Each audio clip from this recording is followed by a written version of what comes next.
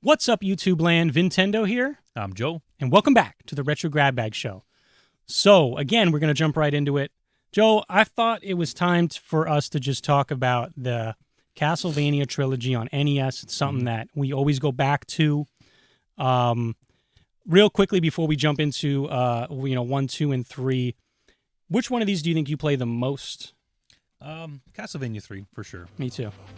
Now, how often do you play this over, like, other video games? Because, like, for me, I somehow always play Castlevania 3. Yeah. Like, I'm always going to it. Yeah, I mean, recently, these games seem to come out every 2 years or whatever with a re-release, and I've recently played them on the Castlevania collection on the Switch that came out. Which is fantastic, yeah. So I know it's not authentic and but I did play through Castlevania 1, but I did save states, help me out a little bit, but I did go through the game.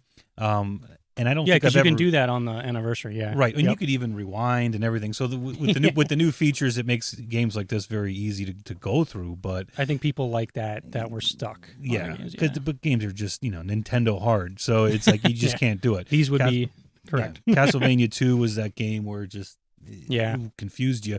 But I remember when our big Castlevania game, the first one we got in our household was 3. With one Christmas we had it. So that's the first one I remember.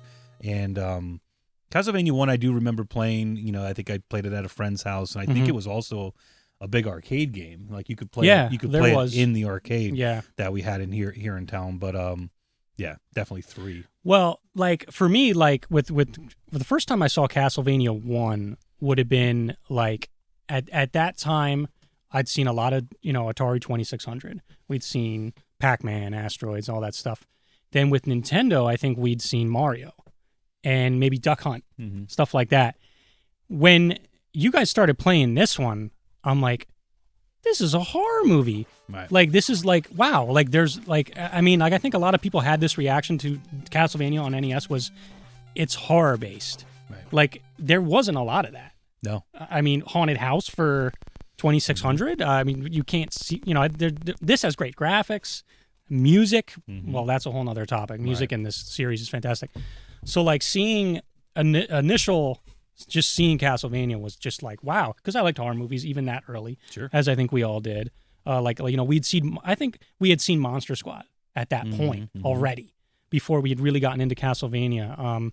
So correct me if I'm not wrong on this one, buddy. Castlevania 2 Simon's Quest. Did we have this? No. Like I said, the first one was that we officially I'm glad owned. you said that earlier, because my point on this game is, and watching YouTube for a while now, I get into a lot of the Castlevania stuff from all the channels, and there is a common theme on this. No one owned this. This is one you rented. Like a lot of people rented this thinking they were getting into another Castlevania 1 style. But then they found out quickly that this was open world. Nintendo did that a lot with number 2s. You notice that? Yeah. They tried to go open world, and it's a good game. This is one of the games, Joe, and I think you might feel the same, that you kind of feel bad for not sticking with it, and you want to go back and like dedicate a weekend to this. Like, how great would it be? So I've seen people do playthroughs of this already, and I'm like, wow, this is doable. Yeah. A big thing they did in this game, it seems like when you get to the mansions, they're called mansions, I guess, not castles technically in this one, but the false floors. Do you remember getting that far? You'd be like, oh, well, I could clearly walk on this block. Nope. You fall to your death. I didn't get that far. I just remember I remember watching videos of it. Like you said, I've watched playthroughs of it, and going back to how that game is played, it's like I don't know back in the 80s, early 90s how you play a game like that without something like the IGN or walkthroughs to fall back on the internet. Well, they had the 1-800 number that you would call for Nintendo Power. I forgot about that. So I think and this can help us out, internet. This may have been one of the first games that kind of helped that, initiated that. Like you. Well, not walkthroughs, but strategy guides as well. Right. Yeah. But I mean, two was great, but I think we appreciate it more in the current age than we did, because, like you said, it was just definitely so different than the first one. But it's good. And like most Nintendo games, now Konami was making these. The third game would go back to its roots, and this is where So my biggest thing, and I said this in the top 5 a while ago, Castlevania 3 is my favorite. Side characters. You could switch, and once you earn the character, you beat a boss, you might have the chance to get a side character, but yeah, that's fantastic. Right. The fact that you could switch out. I mean, Alucard is a character in this. So Alucard's character in Symphony of the Night it's the same Alucard. So like they make those references. It's just a cool connected universe. Yeah, it's part of the strategy too, because that's another one that I've recently played through, and I got to the end, but I don't believe I made the right character switches at the time. And again, it goes back to save states, but I'm basically stuck in a state at the end of the game with the wrong character. Yes. You know what I mean? So you do have to play the game the right way, I think.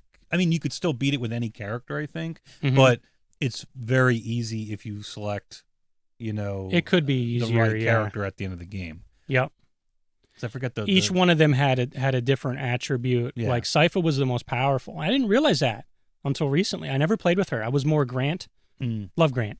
And then obviously Alucard, because his trick was he could turn into a bat, and then you would lose a heart for every second you're flying, I guess. But phenomenal trilogy. I do have here a homebrew hack, Overflow of Darkness, Castlevania Overflow of Darkness, which is a hack of the first one. Joe, guess how far I can get in this game? Nah. Do you think I could? Do you think I could beat the first stage? Probably, because I can't. Well, you have to take this home.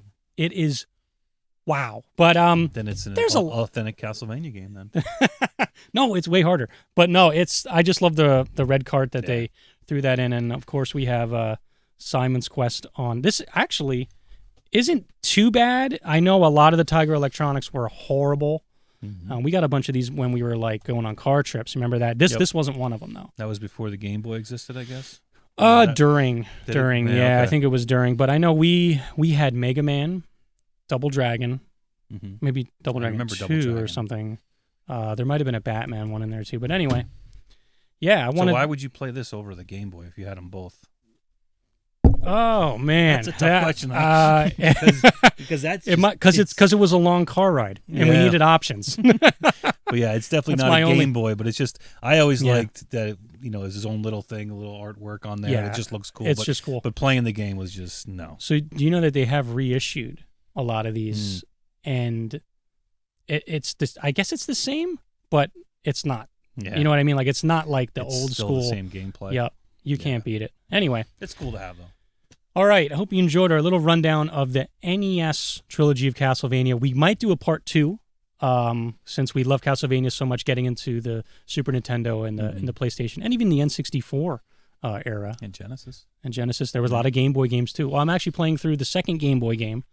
Well, I'm at the boss in that, on the Anniversary Collection. So it's fun to get into other ones. And even the Xbox.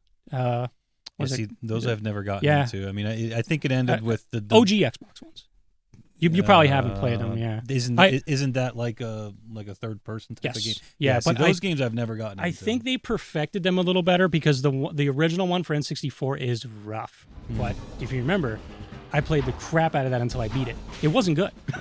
Like it's one of those things like you have it, so you're gonna keep playing it. Like it's not the greatest game, but anyway. But no, the side scrollers are the best, and I think so too. I believe the latest side scroller Castlevania that came out was for the 3DS. Well, there's a ton of them. Forget the name of it, but I remember playing it, and it had like the updated style graphics. But it played like these games, but it was super hard. So I didn't get very far, but I remember liking that. I like that they're still doing that. I'd like to see a Castlevania side scroller for all the next gen or new gen, whatever you want to call that. Yeah. Like, why not? Bloodstained, Circle the Moon 1 and 2, and Ritual of the Night. They're doing that already. Why isn't Konami doing it? Anyway, it's exact. Yeah, it's like literally the same shit. But I love it. All right, that's it for the Castlevania NES Trilogy wrap-up. This is VinTendo signing off. And as always, as Frank would say, what does he say? I believe he says, play hard. Ew.